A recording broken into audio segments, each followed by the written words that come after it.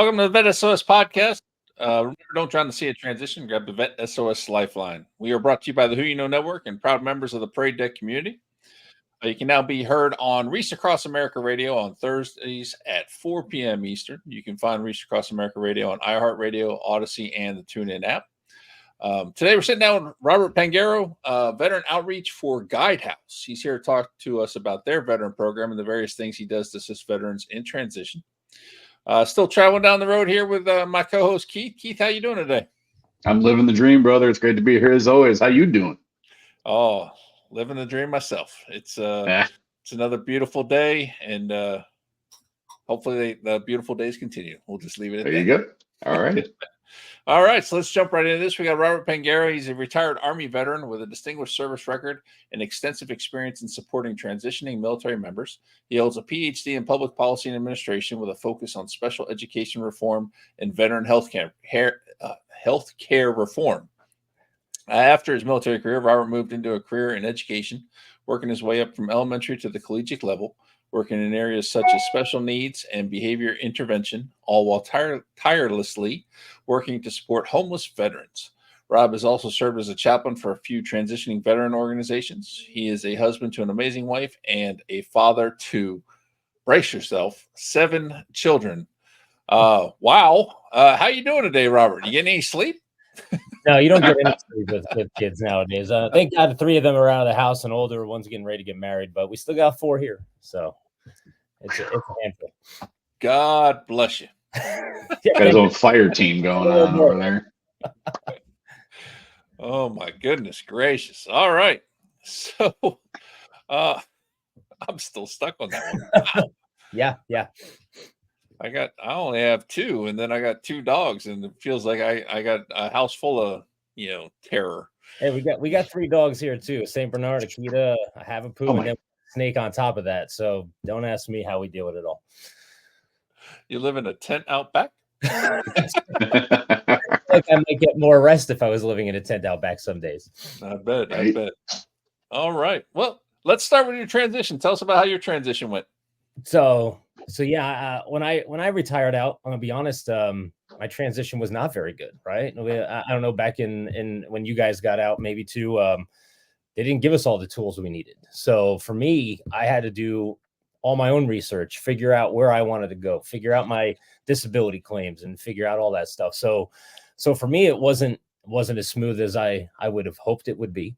I did go to school. I started using the GI Bill right away, but then obviously I didn't realize there was more on top of that could help you pay your bills and get through the day and, just continue on living I use this word loosely, normal life while you were trying to figure out what your next career field was going to be. Right. Because, and this is what I do with veterans every day, but, we don't know where we belong sometimes when we get out. It doesn't, we're moving into a career field or something that we're just kind of like, well, this seems to fit. And sometimes it does, sometimes it doesn't. So as far as transitioning out, I transitioned out in the Seattle area, retired out of Fort Lewis, Washington. It's Joint Base Lewis McChord now. I try to stick away from all the new age names.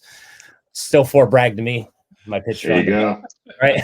So, and Seattle, I'm going to be honest, is not a very friendly area to veterans sometimes.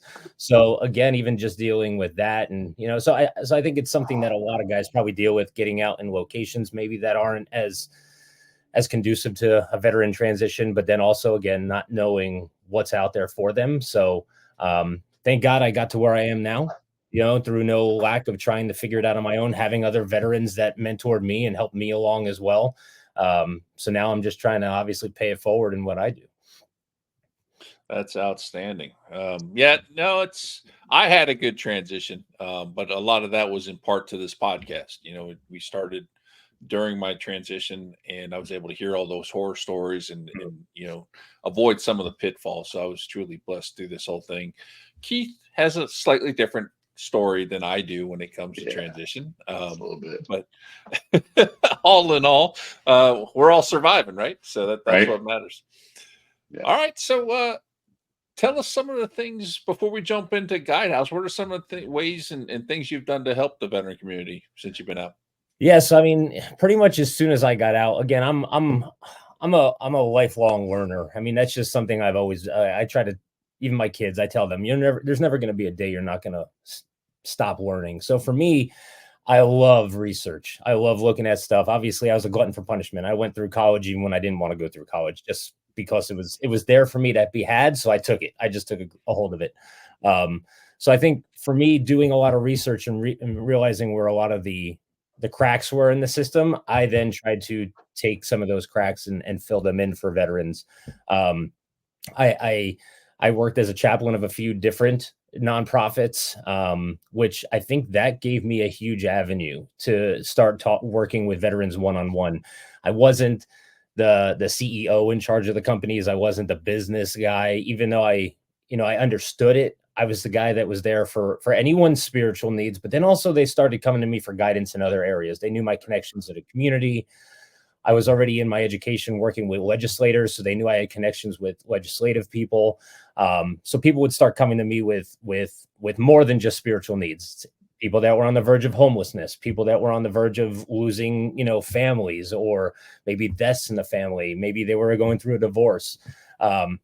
So being able to get them the right connections and networking. I mean, I think that is probably my biggest accolade, is just having a Rolodex of people that I can literally say, I have someone for you. Let me get you in contact. So for me, working in those nonprofits as a chaplain and doing that, I've been able to place people that were homeless veterans. I kid you not, I have a homeless veteran, and my wife would probably tell you that he follows me around. But I mean, I got hit. He was homeless in Oregon, moved to Idaho where I was, got him set up with work. He actually moved out to Pennsylvania where I'm at now, working for another company doing it. So, I mean, but I have multiple stories like that where I have someone who literally I've placed from literally being homeless to getting into work, and they've had the opportunities now to move on through life, be successful, go back to school, different things like that. So for me, that's the most rewarding. I mean, next to, like you mentioned in my bio, I work with special needs kids too. And to me, I think that's why I focused on that in my education, with special needs individuals, children, and then veterans, because honestly, there's not much of a difference. There's a lack of resources for both. And it honestly is something. Oh, okay. Yeah, You're referring to the resources, right. not the fact that veterans have special needs too. I'll go with you on that one too. I mean, I think we all need a little mental health, right? So, but no, I mean, it's a true fact. Though. It's there is such a fine line in between the lack of resources for both groups that it was a no brainer for me. We have a special needs daughter, and then I deal with the vet. So for me, I found a lot of overlap in those two. So where I was finding help for one, I could actually use that same contact to get help for the other group as well. And I continue to do that to this day. So it works out well.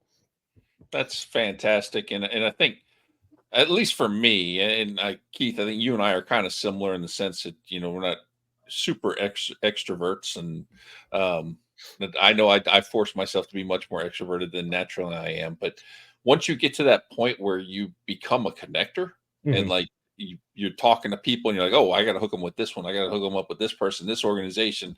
It's just an amazing place to be sitting. And I don't know, Keith. I mean, being a connector is just amazing, especially in our community. Yeah, being that go-to person, that mover and shaker to just open up your network to folks. And where I hear in all this, or what I hear, I shouldn't say where, but what I hear in all this is passion. So I haven't heard the why. Like, I'm really curious, Rob, what is your why? Like, something drove this, right? Like, even going back to school and focusing on the degrees and the studies that you focused on. What's there's something driving this? What's at the root of Rob right here? Well, I think there's a few different whys, right? I mean, you always have to have one.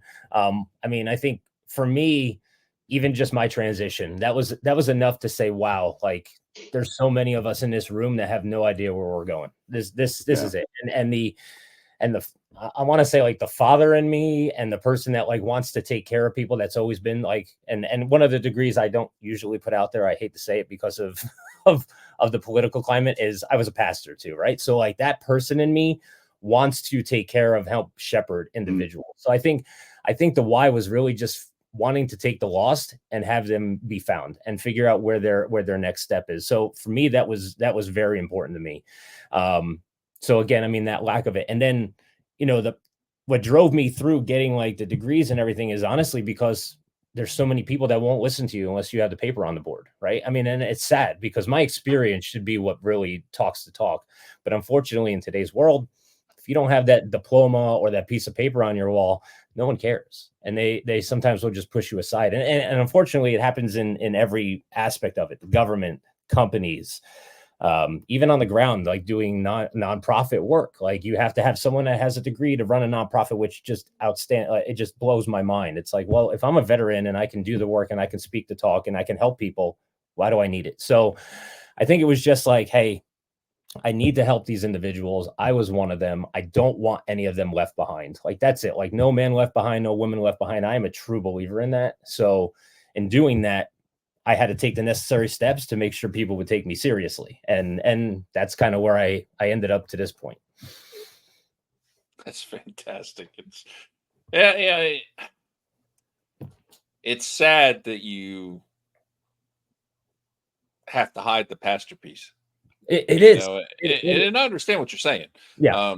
There's definitely, the different things in our climate, our current climate, that impact different things. And it's just, to me, that's heartbreaking, It is. Now, don't get me wrong. I try to feed that in or get that into people when I'm talking with them. You have to feel people out in today's climate. And it used to be that in the military, you could even be a little bit more open about that. But even like to this day, there's so many different groups and everything, even within the military, you have to be careful. And then again, as we get into like what I do, like for work, I work with the government. You got to be super careful about what you say, how you say it, when you do it, so unless literally someone maybe has a voicemail that says God bless, I don't bring it up. But if they do, it's an absolute in for me with a veteran to be like, hey, look, and I think for me, being able to like put that piece forth is a huge benefit, not just for me, because I want to be myself, but it's a huge benefit for another individual who's accepting of it, because then they're like, okay, I can really trust this guy.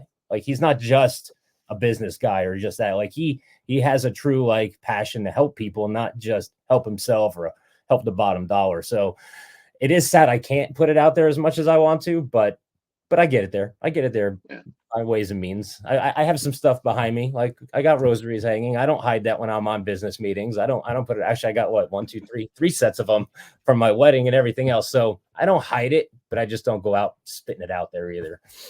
Well, the good thing is it comes out. It comes out in just the way you talk, the way you try to act. So even if you don't have to specifically, or you don't specifically spell it out, it's there. And then I know unless I'm reading you wrong, I think it's a big part of who you are. And I think it comes across in how you speak. So, thank you. All right, well, let's jump into Guidehouse. Tell us what you're doing over there. What's Guidehouse about? So Guidehouse is just to kind of give an overview of Guidehouse. It's a huge consulting firm. They started off as a part of PricewaterhouseCoopers back in the day, I think about 6 years ago.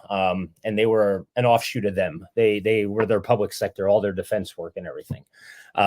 They obviously broke out on their own. They're over 20,000 people now worldwide. But their COO, who's an amazing guy, Charles, he is a Air Force veteran, very involved in veteran work. But I mean, he's worked with pretty much every 3-letter acronym agency you can think of too, before he became the COO of the company. Very old school, which I love because that just helps me out a lot when it comes to veteran work. But he came up with not the idea, but the intention to say, hey, we need to bring more veterans into the company.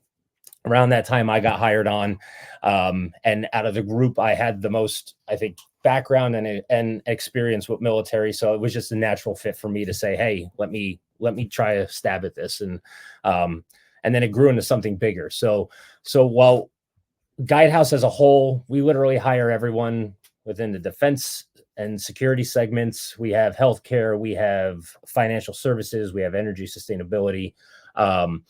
So for me, because of that growth in those different areas, it allows me to find places for veterans across pretty much anything. I got to bring in programs like Hiring Our Heroes. We're SkillBridge sponsored, so we're a SkillBridge company as well. And through that, I get to literally travel around the country, go to all kinds of, not just career fairs, because I hate saying, oh, we're just a career fair people. I literally go to networking events. I go to transitioning events that they hold on bases. I go to TAPS classes. I go to all that stuff. And I get to talk to veterans about transitioning and coming into our company, hopefully. But for me, Guidehouse is, yes, a job, and it's a great place that I like to bring veterans into, but it also is branded enough to where I get to get in front of veterans, and every veteran I talk to, I make it clear to them. It doesn't matter if I talk to them online or in person. I tell them straight up, if you don't come to work for us, I don't care. Here's my cell phone. You will call me if you ever need anything. I'll help you get a job somewhere else. So I think it's not just about bringing them into my company, which I'm biased. I think our company's great for veterans, but I also, it gives me that stage to say, hey, I'm here to help you, even if you don't want our company. Because honestly, at the end of the day, I'm not a recruiter. I don't get money out of anyone that gets hired at Guidehouse. But I do get to help them transition into a job. And our company is very military friendly. Every single person I talk to, they will take a veteran who maybe doesn't have all that experience, so to say, but they see the skill sets that they're bringing and all those soft skills that they're bringing that they're not going to get from anyone else. So for me, again, in Guidehouse, I reach out, I go to these events, I find individuals, and then what I do is, I think the way we kind of separate ourselves, I have a tiger team of veterans that work with me. So I have veterans that work in technology. I have veterans that work in energy sustainability and healthcare that are leads with me. They work underneath what I do as the umbrella.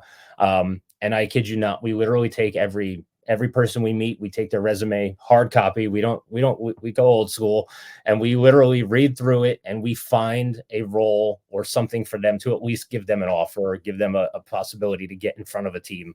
And it's amazing because for me, it puts me in a place to do one of two things. And I'll be blunt here, and I'm blunt with all my veterans, right? There are a lot of veterans out there that undersell themselves, which I'm always like, man, you are worth so much more. Like, don't ever go to a company and say, I want this much money or I want this, because you deserve so much more. Now, I don't know what ranks you guys were, but my junior officers, for some reason, they think I have a degree. I'm worth $300,000. I love it because I get to sit down and give them that slice of humble pie and say, hey, look, sir, take a bite of this because you're not worth that much. Like, no offense, I'm going to take the E6 over you any day who has like an associate's degree, because they know what they're doing and they know how to lead. You spend 4 years here.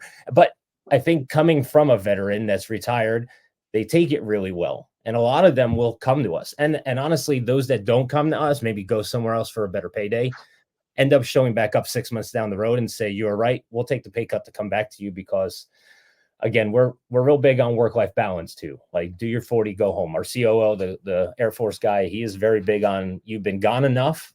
Come home to your wife every night. Come home to your family. Go have dinner with them. Like, you should not be working 60, 80 hours a week. So that's kind of us in a nutshell. Again, we have multiple programs for veterans, Skill Bridge, Hiring Our Heroes. 4 Block is another one that's a regional one. But for me, it's really about getting those veterans in front of me, and then getting those veterans in front of hiring managers and making sure that they understand and articulating to those individuals, especially if they're civilians, like, hey, your needs or your requirements on your job may state this. Here's where the veteran's actually done it. Yeah, maybe his resume is not the best. And most of the time I'm rewriting resumes for them.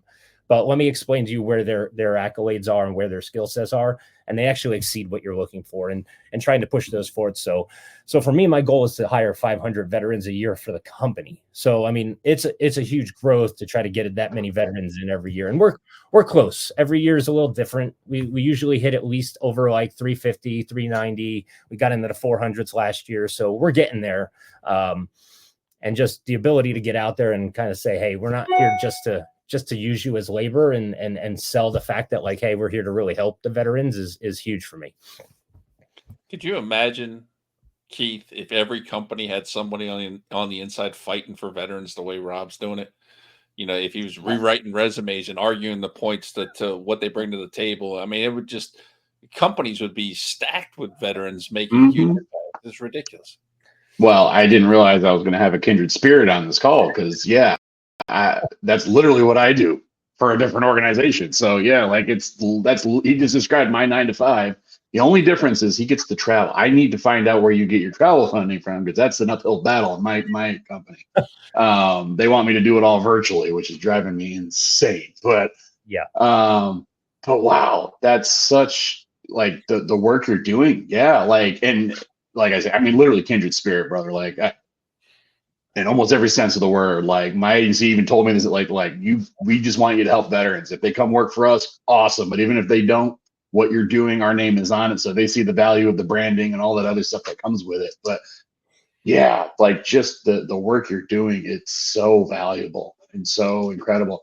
Now, just out of curiosity, just to give you a chance to maybe tout your company, you know, do you have any insight into like what's the not retainability, but like what are the retaining numbers like these? Because I will say one of the things like I'm touting for my company is you know we're bringing veterans in, but our veterans are staying. Right. Yeah. Where a lot of companies, I'm not going to name names, but there's some organizations out there that are touting, we're bringing tons of veterans in and they're going out just as quick as they're coming in kind of thing. So what's your, and even for folks listening that may be working on the similar space, like what's the secret sauce that you found where the veterans are finding value in the work they're doing? Yeah, and I think you hit the head on the nail, like nail on the head. Let me go backwards, right? But no, you're absolutely right. Like, so retention for us is a lot higher with veterans, right? So we're in the consulting field. Now, with that said, people hear consulting, they think contractor. We don't hire contractors. My company is, you hire full-time W-2, you get the benefits, you get everything, the job security that comes with it. You get put on contracts. So I always have to explain that to a lot of the people I bring on, because when they hear consulting, even veterans, they're like, "Oh, I don't want to do a 6-month contract. You don't have to worry about that." Even if a contract burns up, there's 10 others that you can just jump onto. We don't hire you to that contract. So I think that alone allows a veteran to think, okay, I have job security here. Now, civilians don't always think that way, right? So for veterans, for us, it's definitely it's a win-win. So going to the retention side of it, most people, when they come into the consulting world, they will jump around between consulting companies just because there is money to be made, right? There's higher pay rates. So on average, those individuals usually stay with us anywhere from 2.5 to 3 years is average for a consultant. Veteran consultants that come in stay a minimum of 5 years, and most of them will fast track to leadership. The other thing I like to put out to veterans is, I think it's more they're coming in with leadership, right? That's something we don't have to train them up on. Whereas a civilian coming in, maybe out of college or maybe out of having 2-3 years of work experience, they haven't built that leadership responsibility, how to mentor, how to do that stuff. So for us, veterans will on average get promoted 30% faster than your average person coming in with the same experience, because again, we don't have to train them on the leadership. They already start taking on those qualities right off the bat. So we have, and I use an example of someone I literally went to selection with when I was in the Army. Young guy, he got out. He actually came and worked for my company. He came here before I came here because he got out earlier than me. Reconnected with him through working with veterans. He went from the lowest level consultant that you could be at our company, and in less than 10 years made it to director, which is just unheard of, because that is literally about 8 steps that would usually take someone 15 plus years easily. And I use him as my success story. Like I didn't hire him, I didn't bring him on, but he's someone I've worked with. I've someone I knew prior to working here in the service. And it's story I hear again and again is that we have that ability to say, hey, we recognize what you guys are bringing to the table. We're going to put that in front of the leadership and we're going to get you promoted. We're going to give you that higher payday. We're going to give you those higher bonuses because you've earned them and you're showing that you weren't just talking to talk. You've been doing it all along. And so again, it's retention's definitely longer, promotions definitely faster. And it's just, I think lastly, and I have to be biased, at least in the segment I work in, because I work specifically when I'm hiring, my roles are in the defense and security segment. Now, again, I help spread the love throughout all the other ones, but my niche is defense and security. I hear it again and again that a lot of guys transitioning, they are afraid that they're going to lose that idea of like being a part of the mission and a part of, a group of people going to help individuals. So when they come to defense and security, I mean, I kid you not, we have our networking events and I have a lot of guys that come to me and say, hey, thank you or thank my team and say, hey, we still feel like we're a part of that mission. We're still helping the country. We're still helping, save lives. Even if it's behind the scenes now, it's different, but they're still doing it. So they have that feeling of still being a part of their tribe, still being a part of their like group, where I don't think they necessarily always get that other places. Right. And to go to you and Keith, I'll thank you because I appreciate that. Like you're doing the same thing I'm doing, because I do know a lot of other organizations that, like you said, will say, we're hiring a bunch of veterans, we're doing all this. But honestly, if you look at their veteran led teams, and I won't mention names either, they're not even being led by veterans. They're being led by someone that was brought in that maybe did a good job at recruiting and they're a good salesman. And it's like, how do you talk to a veteran if you don't understand the veteran? And I see a lot of that. I mean, that is a majority of the companies out there. So anytime I hear that there's another veteran doing it, I'm like, yeah, let's connect. Because if, one day I may have someone for you, you might have someone for me, and we'll find homes for them. So like, this is great. I appreciate it. Yeah, and Sean and I were actually just talking about a guy in that exact boat right before we started this podcast. Yeah, and yeah, you hit the nail on the head to use that euphemism again, because like it's almost like, so just to talk about some other stuff, that may be touchy feely, kind of politically incorrect, but nobody can help an alcoholic but another alcoholic, right? Nobody can help a veteran but another veteran, right? You got to know what they've walked through. You got to know what they've been through, what it's like to be there, and that kind of thing. And so, yeah, I mean, and veterans love helping veterans. Like that it's so rewarding. It's that tribe, that brotherhood, all that kind of good stuff. So yeah, no, and even to tout my, I'm on the actual federal space. So my agency is CISA, Cybersecurity Infrastructure Security Agency, but we're led by a retired lieutenant colonel, and we get to continue securing we're right now, it's all about elections. We're out there touting that our elections are secure. My agency's on the forefront of that. But all that to say, finding those opportunities to continue serving, right? So let me ask, what is, not even just, again, because it sounds like you get to do this for your company, but you're just helping veterans. So in your outreach, in your advocacy, what's your biggest piece of advice to a veteran that's listening right now, watching, that's in that transition space right now, freaking out like we all were? What do I want to be when I grow up? What's the advice you would give them to help find that passion, that's something that's going to give them that purpose out on the other side of the uniform?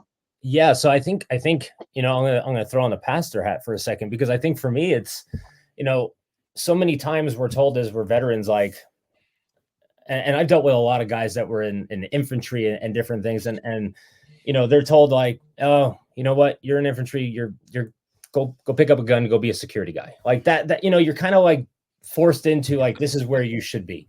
I broke the mold for myself on that one. I didn't want to do, I worked in special operations. I did different things, but that's not what I wanted to do for the rest of my life. I didn't want to blow stuff up, right? That's not what I want to do when I get older.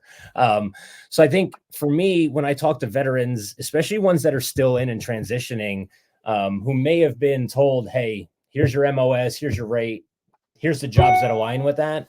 I'm very big on, who are you? I don't care what transitioning people that really don't know who you are want you to be or are telling you to be.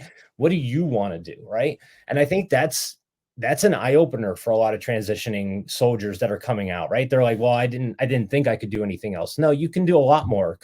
And that's where I think it comes back to the resume thing, right? I'll look at someone's resume and I'll be like, you want to be in project management? You want to be in operations? You've been doing it for 15 years. You just don't know it. What do you want to do? You don't have to go pick up a gun again. You don't have to go, put yourself in harm's way. You don't have to go contract and deploy overseas with a contracting company. Let's find out where you're at. So I think that's the biggest piece of advice, is saying, be true to yourself. Be true to yourself, and that's where people like us, hopefully, we come in, because it's look, I can sit down with you and I can say, oh man, I can recognize 10 other things you could be doing outside of what they're telling you should be doing. And I think in the longevity, that alone is going to let people, one, they're going to find a job they love, which means they're going to stay in it, right?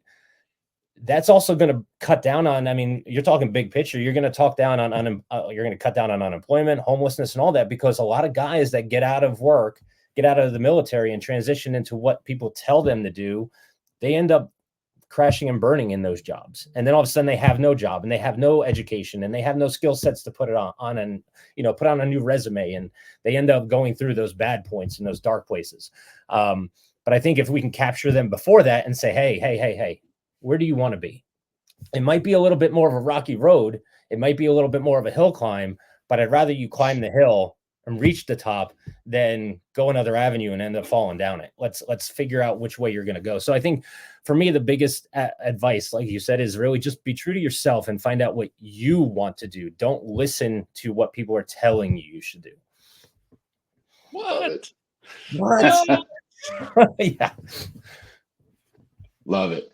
Well, I hijacked a little bit, Sean. I apologize, but Good. man, Rob, we're connecting after this. Like, I love your spirit, man. I love your heart. I love what you're doing for our community. This is absolutely awesome stuff. So the time flew for me. I don't know about the rest of y'all, but yeah, we're at time, unfortunately, which breaks my heart because I could do this for another 30 minutes. So we're gonna have to bring you back on for sure. Anytime. I'm always free. Yeah. So all that to say, but before we go, what is the best way? So all the folks that have been listening and watching, tuning in, what's the best way for folks to reach out to you and get a hold of you? Definitely. I mean, you can go to the website, which is going across the bottom, guidehouse.com. There is a page for veterans. I would say find me on LinkedIn. Definitely hit me up on there. That's the fastest way to get a hold of me. And then through there, I usually end up sharing all my other information. I always, like I said, I give veterans my cell and everything. So definitely hit me up on LinkedIn. Look at the website. There are veteran postings on there. If you post to it, you're going to hear from me no matter what. So definitely different ways to get a hold of me.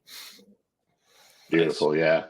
Great stuff. So Rob, thank you so much for joining us. It's been an amazing episode, and I'm amped back up. I love hearing that. Yeah. Meeting other people that are out there doing the grind and helping our veterans. So all the folks listening, tuning in, make sure you link up with Rob. He's an amazing resource of information and knowledge. So, all right. And on behalf of all the VET S.O.S family, we'd like to thank everyone for joining us today and wish everyone a happy and healthy and prosperous new year. Please make sure that you follow us and subscribe to us on YouTube and your favorite podcast platforms. And remember, don't drown in the sea of transition. Grab the VET S.O.S Lifeline.